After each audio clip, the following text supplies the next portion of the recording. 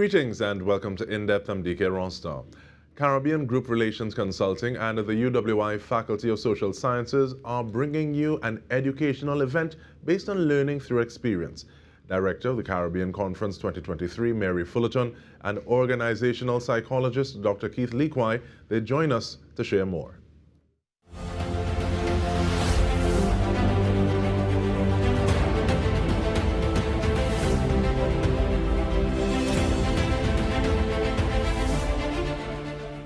Welcome, Ms. Fullerton and Dr. Lequay. Thank you so much for making the time. I want to start with you, though, please, Ms. Fullerton. With a quote, Caribbean leadership is now in a more vulnerable position than ever before, and at the same time on fertile ground for innovation and development. Now, there are few things to speak to there in terms of distinction of Caribbean leadership, challenges and opportunities, as well as the role of innovation and development in leadership. But we want to start off, though, please, well, what does this learning environment, what does this initiative seek to target specifically? The target is leadership in every way, in organizations, in society in general, family. Everyone is a leader, but our focus is leadership, persons who are responsible for working with people in organization, in state, and also clinicians. So it is almost for everybody. The thing about leadership presently is that we are in a vulnerable situation more than ever before. Coming out of COVID-19 with new technology, the world has gone far ahead as to where we were before, and also what is happening, the impact of technology and COVID-19, where we find ourselves. So the vulnerability of leadership is really giving us the experience in this learning institution that we will be creating at the university to explore ourselves as leaders and the impact it will have on others and ourselves. Thank you so much for that. And let me bring you into the conversation, Dr. Lequay, because in terms of leadership and vulnerability, it feels as though using vulnerability may seem a bit counterintuitive in a space that seems to worship the most virile, the biggest, the baddest. Help me reconcile vulnerability with leadership. Thank you. Well, thank you again, DK. The thing about vulnerability is that in this contemporary environment, we really need to be sensitive and in touch with the folks that we are leading. All right. When we speak of leadership, we obviously are also speaking of followership. And in this, as Mary was saying just now, very sensitive world that we live in, and this is not about wokeness at all, we really need to be in touch with the folks that follow us, that we are in charge of, whether it is as a CEO, a department, a supervisor, etc. Because as we know, there's no one size fits all. So when we speak of vulnerability in the title, in terms of this conference, we are really speaking about one's sensitivity as a leader to his or her followers and being able to get the best from them, being able to be on the same page, being able to organize the group, the company, the organization as a team, which leaders are supposedly doing on a daily basis. So that's it in a nutshell in terms of the vulnerability piece. And also it speaks to our own willingness as a leader to show our vulnerability, humanity in terms of connecting with followers, which is an asset, which is a strength. Unfortunately, as you mentioned just now, we have been brought up in the past on a whole macho, type A kind of personality, task-oriented, without looking at the soft part of the personality, which is the ability to motivate people, to get them to do things that you would like them to do as a leader. And I think one of those places or the instances where that has really come into stark relief, and the pandemic has helped to put that in, was where the teacher in the classroom may no longer appear to be that font of information or knowledge, especially sometimes where there was a lack of capacity sometimes, or let me say the children or the students were better able to navigate some of those digital pathways a little better than the educator themselves. And when you come back into the classroom, it feels as though you still want to be that fount, that end all and be all of knowledge, and students may no longer see you on that pedestal that you might want to get back to. So in terms of like even looking at power dynamics and how it is they articulate themselves in different situations as these times are changing. Like you said, it's not about wokeness. But what was your take on that in terms of like trying to just go back into relationships with leaders and followers, as you said, that may have changed and the dynamics most likely would have changed? Well, there's a saying that there's nothing without context. And so you're quite right. Leadership has to change because the environment is constantly changing. The context is changing. And of course, we have a new God in the universe, and it's called Google, right? And so education has changed too. If I want to find out information, to get information on whatever, it's at my fingertips, it's on my phone. Okay? In an environment like that where knowledge is easily available on my tool, how does education and knowledge change in terms of the individual? It means that you have to offer them something because the teacher is no longer the fountain of knowledge, right? Knowledge is at my fingertips, as I just said. So really and truly, it demands that leadership, as we just said earlier in the title, has to speak to one's personal experience, one's vulnerability, one's ability to connect with followers and others, whatever environment you're in as a leader, teacher, right? Because the student, participant, member can fact check you in terms of any kind of information that you're providing, and they can do it instantly. So what do you as a leader now have to offer, where my facts can be checked in an instantaneous way? And so it requires a different perspective, a different offering of leadership in this new age, an AI age, where as we know, technology is moving faster sometimes than the human beings. And in terms of moving, we are moving towards a break. We come back to the conversation with Ms. Fullerton and you, Dr. Lequay. Stay with us. We'll return with more.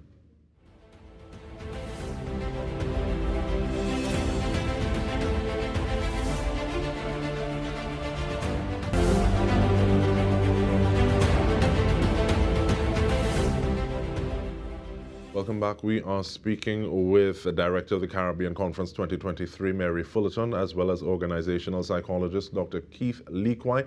Ms. Fullerton, how significant is a learning opportunity like this, where you have the opportunity for Caribbean leaders to come together in collaboration versus competition? Because many times when we come together, there's this competitive aspect, and being able to come together to move in a manner that can possibly ultimately benefit the region.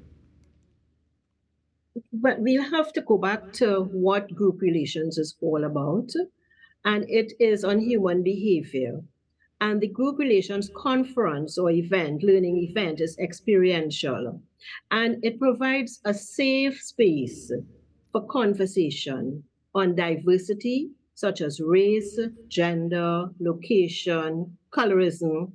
And for me and my experience here in Trinidad and Tobago, it is one where we explored race over the last 3 or 4 years during the conferences, and it was safe. And we had persons from Jamaica, from other areas in the world, US, UK, Finland, elsewhere. And those things were explored. So yes, when we come together as Caribbean people, we may be confrontational because we have our grounds to protect. But in a group relations conference, it is one about learning about ourselves in role and how we influence, how others influence us, how our authority is shifted from us to others, and how we take authority when it belongs to someone else in a subtle way that things happen, outcomes happen, and we are not aware of it. So, for example, in a boardroom or in a manager's meeting, and any group meeting, you find that decisions are taken and you wonder, but I was there, but I did not agree with it. But for some reason, I agreed. And you leave questioning your what you said, and how is the group influencing you in that behavior at that time. So this conference gives you the opportunity to explore yourself in rule. As we see in this network world, power is now shifted. Who really controls? Is it the network environment? Is it the leader in the organization or group? Who is holding the power and who can take it away very easily without us even being aware? And the conference gives you that safe space to explore this. And you're saying that, and when you're talking about giving that example of the boardroom, makes me feel some people, not everybody may have wanted Barabbas, but at the same time they're shouting his name vociferously. But you spoke about the last few years, and there were people from different jurisdictions. Is it a matter of it being virtual? Is it going to be physical on location? Will it be hybrid? What do those logistics look like, Ms. Fullerton? This conference in 2023 is at UWI in person. The 3 conferences before were online, and so we had many people from around the world. This year, we have 2 or 3 persons registered so far from the US. Definitely something to look at. And in terms of even, Dr. Lequay, let me bring you in again, please. Psychologically or otherwise, does a leadership style have to evolve as you would be dealing with different groups? Because I can see myself speaking to a child saying, well, you need to take out the garbage, and handling that situation a certain way. But I would have a different approach speaking to a colleague if they were to be doing something that would kind of run afoul or could get the entire company into problems. So leadership styles, as you kind of go up that chain, what does that evolution look like? Yeah, we have a little mathematical formula in psychology that behavior equals a function of P by E, which is personality and E the environment, or context, as I said earlier. And so behavior is a function of these two. And so leadership really is about you understanding the person that you're dealing with, whether it be a child, adult, a group, right? And their own dynamics and the environment in which they're operating. So if the group is in one environment, a corporate environment, it's totally different from a group in a community or a church or an NGO, etc., where people are volunteering their time maybe. Okay, and so these things have to be considered as a leader in terms of how you engage with your members, your group, right? How you activate them, right? How you get them to be on board with your vision, your agenda, etc. So it really is a challenging time for leadership, as we said earlier, in an environment where people are more knowledgeable, have access to information instantaneously, and where their demands, right? Their demands nowadays are a lot higher than it used to be in the past, just because of the access to knowledge, information, etc. One can't speak enough about that, including young people in school and so on. One of the things that we create in a group relations conference, and we really like to call it an event because it's experiential. It is about learning by doing. This is not a paper and pencil and note-taking exercise. We create temporary institutions. You have a role in these institutions, and we facilitate you and give you feedback on the roles that you may be taking up in these different institutions, right? As to whether it is similar to your role in the outside world, outside the conference. And if there are challenges for you, if you could improve your efficacy, right? In terms of how you operate with people, with the group. Psychologically, also, we ask you to consider how the group is triggering you. How do you respond to the group, and vice versa, as Mary said just now? Are there different individuals in the group that you may be more familiar with or dislike? Your blood don't take them, etc., etc. Do you project your behavior onto others in the group, and vice versa? So it's a dynamic, and we explore also a lot of unseen, invisible elephants, as we like to call it, or the unconscious, that may be going on in the group process itself, in terms of how we come up with decision making. And with that, we have about 1.5 minutes more. And Ms. Fullerton, I think you have the final word. You spoke to it already, but ideal participant, and as well as some of those registration logistics, please, because I think there are also some scholarships and bursaries that are available. Yes, well, in the brochure, we have the cost. However, anyone who is in need or require a bursary or assistance, they can call me or email us at 681-3483, 681-3483, or CaribbeanGroupConsulting.com. It is in the brochure. It is also on Facebook and LinkedIn, so they can get that information there. I want to say, though, that at the end of the day, as leaders, what this is going to help us to do is really reduce bias and judgment in our decision making, giving us more capacity when we are making decisions. Always good to have more capacity. More tools in your toolkit to draw from are always a good thing, because sometimes when the only thing you have is a hangman, it seems as though every problem may feel like a nail to be dealt with in the same situation. But Ms. Fullerton, Mary Fullerton, as well as Dr. Keith Lequay, thank you so much for your time. And on behalf of the entire TTT News team, I'm Dike Rostant. This has been In Depth with me. Thank you so much for joining us.